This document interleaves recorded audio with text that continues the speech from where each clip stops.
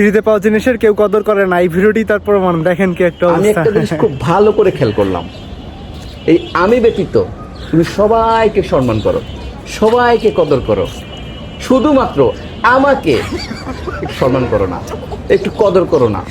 কেন? আমাকে সম্মান করলে কি তোমার কম পড়বে, নাকি এখন আমাকে আর ভালো লাগে না, কোনটা? এমন কিছুই না।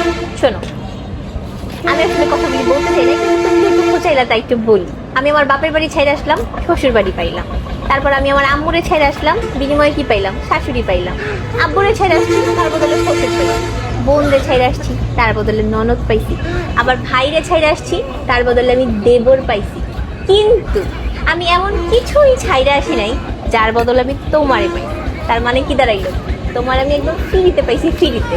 আর ইতিহাস সাক্ষী, ফ্রিতে পাওয়া জিনিসের কদর কেউ কোনোদিন করে না।